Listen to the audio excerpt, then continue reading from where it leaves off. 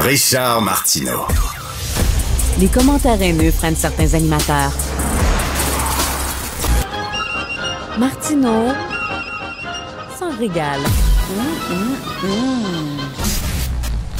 Alors, je suis avec Sophie Durocher. C'est ton émission dans le blanc des yeux ce soir à 19h, à 20h, excuse-moi, à 20h sur LCN. Et tu rencontres Dominique Arpin. Alors, évidemment, il sort un livre ces jours-ci, La vie commence là où les peurs s'arrêtent.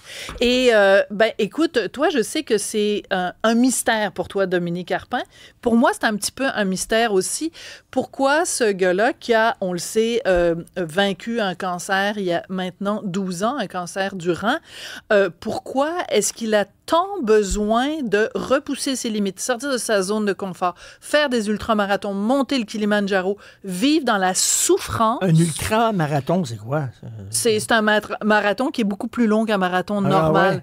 Ouais. Donc, au lieu que ce soit 4 heures, ça peut être 8 heures, 12 heures, 16 heures. Il y en a même, c'est comme des fois 52 heures. Il court pendant 52 heures. OK, mais ça c'est des drogués, finalement. C'est des gens qui ont besoin d'une béquille pour passer à travers la vie. Ils sont accros à ça, là. Ben, ils sont accros à ça, d'une certaine façon. Lui, il le reconnaît, Dominique, en entrevue. Il dit, oui, en effet, c'est une drogue, mais il en parle avec tellement de passion parce qu'il dit, écoute, mettons, la première fois que lui, la première fois, il l'a fait juste une fois, quand tu arrives au Kilimandjaro, puis que ça a été une souffrance vraiment extrême à chacune des étapes, puis tout ça, puis tu penses que, à chaque fois que tu penses que tu vas abandonner, il dit, quand tu arrives au sommet et que tu touches le panneau où c'est marqué « Sommet du Kilimandjaro », il dit, c'est le jour où j'ai été le plus fier de toute ma vie. J'ai jamais été aussi fier de moi. Pourquoi il faut que tu souffres? Moi, j'essaie d'éviter la souffrance. J'essaie être confortable. Mais écoute, moi, je souffre dans la vie, mieux c'est. C'est parfait.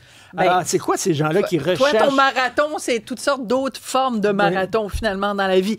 Mais tout ça, c'est intéressant parce que toi aussi, t'as vaincu un cancer, puis ta réaction au cancer a été complètement différente de celle de Dominique. Mais moi, j'étais fascinée aussi parce que dans son livre, Dominique parle de... Tu sais, il y a beaucoup de gens qui sont fascinés par le phénomène Dominique Arpin, mais Dominique Arpin, lui, est fasciné par des gens qui font des marathons beaucoup plus importants que les siens, comme par exemple une ultramarathonienne québécoise qui s'appelle Isabelle Bernier et qui a couru sans arrêt pendant 52 heures. J'ai un petit extrait pour toi, de voir dans quel état elle était quand il l'a aperçue au fil d'arrivée. Je l'ai assis sur un petit banc, j'ai apporté de l'eau, puis là, elle a enlevé ses chaussures.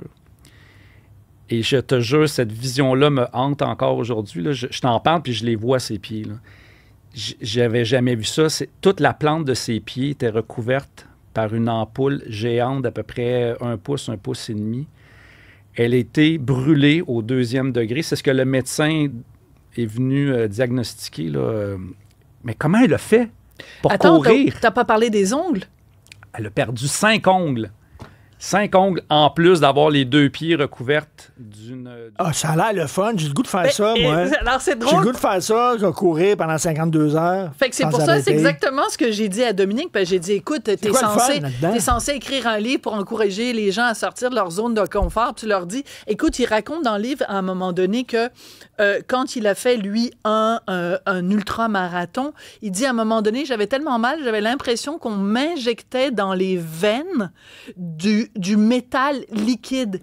J'ai dit, moi, ça m'enlève le goût de courir. C'est quoi le fun de faire ça? C'est que lui, sa théorie à Dominique Arpin, c'est des masochistes. Sa théorie qui est passionnante parce que vraiment, ça vient jouer entre les deux oreilles. Lui, ce qu'il dit, c'est quand ta vie, il n'y a pas d'obstacle, t'as pas l'impression de vivre réellement. À chaque fois que tu te donnes un obstacle, et que tu surmontes cet obstacle-là, tu gonfles un petit peu ta balloune de la confiance en toi. Puis à chaque fois que tu fais quelque chose que tu penses que tu n'arriveras pas à le faire, ben ta balloune, elle gonfle un petit peu, puis un petit peu, puis un petit peu. Et lui, surtout ce qu'il m'a dit, Dominique, puis moi, m'a beaucoup troublé, il dit, j'ai constamment, puis il a fait le petit signe comme ça sur le côté de son épaule, il dit, j'ai constamment, depuis que je suis tout petit, une voix qui me parle et qui me dit, t'es pourri, t'es poche, t'arriveras jamais à rien. Ah oui. Et il dit, la seule façon que j'ai trouvée pour dire à cette petite voix-là, ferme ta gueule, c'est comme ça qu'il le dit, c'est de faire du sport, c'est de me pousser dans mes dernières limites, c'est de confronter mes peurs. J'ai trouvé ça, d'un point de vue psychologique, c'est une entrevue passionnante. Vous écouterez ça à 20h à LCN. Les deux mots de Woody Allen, je vais le dire en anglais, whatever works. Whatever works, je suis entièrement d'accord. Si toi, lui, pour passer à travers ton ça. angoisse, c'est ça, c'est parfait. Moi, ça va être autre chose. Regarder un film hongrois de 7 heures en noir et blanc. Oui, en noir et blanc. C'est parfait, c'est avec mon trip à moi. un gars qui épluche, Richard, et je te dis ça, Stéphanie, là, Richard, il adore. Il y a un de ses films préférés, c'est un gars, pendant comme 8 heures de temps, il épluche une patate. Puis c'est un film en noir et blanc. Non, Pour vrai? Puis là, Martineau, qu'est-ce que tu dis, Maxime? Ouais. Qu'est-ce que tu dis? C'est de Turin Horse, me semble, Oui, de Bellator. exactement. Ben, de Bellator. Max-Émile, il connaît ça. Ben oui. Max-Émile, c'est comme un mini Richard. Oui. Ça dure 3 heures. Avec des lunettes. Ça dure 3 heures. 3 heures. Mais pour moi, Mais quand tu c'est- l'écoutes, ça a l'air Et que c'est 8 heures. C'est ça tout le long? Oui. C'est un gars, presque. il épluche des patates. Mais donc, non, tu as tout à fait raison, Richard. Chacun trouve sa façon de faire face aux angoisses. Moi, quand je suis angoissée, je m'expose à de la beauté. Quand je suis angoissée, je fais du Ah, yoga. c'est le yoga, toi. Quand je fais... Ben, c'est pas à toi qui vas me dire comment je gère mes affaires. Non, mais c'est le yoga, je te vois aller. Oui, mais tu me connais mieux que moi-même. Mais par exemple, moi, je vais dans un musée, puis tu le sais, cet été, quand on est allé en Europe, même quand on est allé au Japon, quand je suis en contact, quand je suis entourée de beauté, c'est l'endroit où je suis le plus heureuse au monde. Pendant la pandémie, je te jure, elle embrassait les arbres. Ah oui. On allait marcher sur Mont-Royal, puis elle Ouais. caressait les arbres, elle les prenait dans ses bras, elle les embrassait. Mon fils Ouh. avait tellement honte de moi. Mais tu sais, Rien les que ton enfants, fils. ils ont toujours honte. Ben C'est voyons. aujourd'hui qu'on a une révélation. Moi, je vais te dire pourquoi j'ai honte de toi aujourd'hui, parce que tu parlais avec Rémi Villemur tout à l'heure, puis tu as dit, ah, tu sais, quand tu parles avec un chum, puis tu demandes des conseils, puis tu lui dis, ben, est-ce que je devrais quitter ma blonde? C'est quand la dernière fois que tu as parlé à un de tes chums? C'est un exemple Ouais, c'est abstrait. Parle-moi, j'ai Oui, très hâte de voir ça. on a du Très hâte temps. de voir ça. Oui, alors c'est à 20h, puis honnêtement, écoute, je le dis en toute modestie, Dominique Arpin est sorti de l'entrevue en disant c'est la meilleure entrevue que j'ai faite de ma vie. OK. Donc, je pense qu'il s'est passé quelque chose dans cette entrevue-là. Je dis Vous ça en avez, toute... vous avez grimpé des sommets. On a atteint des Vous sommets. avez atteint les sommets. Demain, l'Everest. Parle-moi de Persona. Alors, écoute, Persona, c'est un système d'identification pour le Fonds des médias canadiens. Toi et moi, on participe à des degrés divers, évidemment, à un documentaire. Puis le producteur nous a dit, vous devez vous identifier pour le Fonds monétaire, le Fonds des médias canadiens, pour s'assurer que vous êtes canadien, puis tout ça. Bon, alors tu dois remplir un questionnaire. J'ai fait quelques captures d'écran parce que je capotais ma vie. Première question, est-ce que vous préférez utiliser le ou les pronoms suivants? Donc, tu peux t'appeler elle ou il, lui ou yel. Mais pas le yel qu'on connaît, toi puis moi, le I-E-L. Y-E-L ou encore ei, E-I-2-L-E. Donc, alors, sinon, tu peux écrire ei, E-I-L. Alors, je racontais ça à Emmanuelle Latraverse, elle était crampée en 4. Autre question. Non, mais attends, Richard, le gouvernement te dit... Hey, voulez-vous que je vous appelle Hey Martineau? C'est ridicule. Moi, je veux que tu m'appelles Youpdidou. Youpididou. Alors, attends, j'ai un autre exemple. Je vais demander à Jean-Philippe d'aller à la prochaine image. Alors, on te demande, est-ce que tu t'identifies ouvertement comme une personne 2SL GBTQ? 2S LGBTQ+. Alors, c'est soit ça ou non, je m'identifie comme une personne hétérosexuelle et cisgenre. Ah, ouais. Alors, moi, j'ai répondu, je préfère ne pas répondre. Savez-vous pourquoi? C'est pas de vos... Pas de vos affaires. C'est pas de vos affaires. Y a-t-il une autre question? Depuis le temps, mais j'en ai plein, mais c'est parce que j'ai pas toutes pris des captures d'écran. On te demande, par exemple, ton origine ethnique. Moi, je pensais que la seule chose qui était importante, c'est on est Canadien. Non, c'est pas juste Canadien, c'est d'où tu viens. Alors, est-ce que tu viens d'Asie? Si tu viens d'Asie, on te demande, est-ce que tu viens d'Asie de l'Est, d'Asie du Sud-Est, d'Asie du Nord? On fait des sous-catégories parmi les Asiatiques. On devrait pas demander ça aux gens. On n'arrête pas de dire, puis Kim Thuy arrête pas de nous dire, on est tous des Québécois. Ben oui, on est tous des Canadiens. Est-ce qu'ils demandent aux hommes s'ils portent à gauche ou à droite quand ils mettent leur culotte?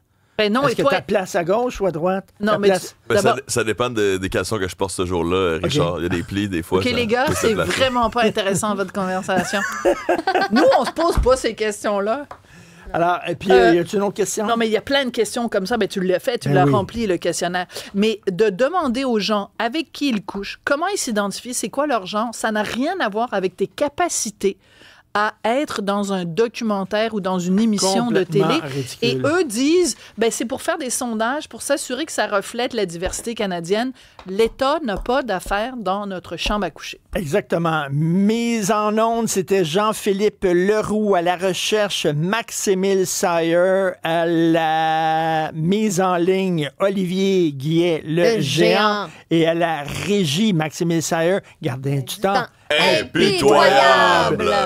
Monsieur Sayer, qui est veston et col roulé, c'est dommage, je ne pouvais pas le Et voir. qu'est-ce C'est qui James passe? Bond aujourd'hui. Ben, on le voit là, on le voit à l'écran. Ah, bon, on le voit à l'écran, ouais. là. Alors, tourne-toi. Toujours de dos. Oh, Regarde, on Regarde, c'est beau. applaudit. Regarde, c'est beau. Il a l'air d'un jeune intellectuel, ce qu'il est Excellent. d'ailleurs. Richard, il me reste une minute Fred. pour te parler de ma nouvelle. C'est un homme à Toronto qui a été attrapé par la police parce qu'il faisait de la grande vitesse sur l'autoroute 407. Son permis était suspendu depuis 1985.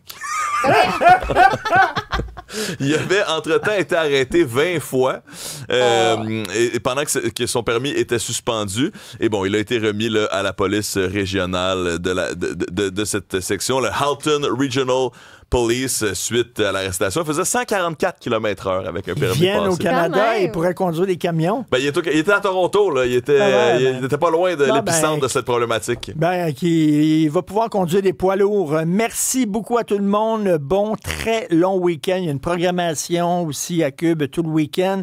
Et lundi, et on se revoit, nous, mardi. On se reparle la même heure, 13h.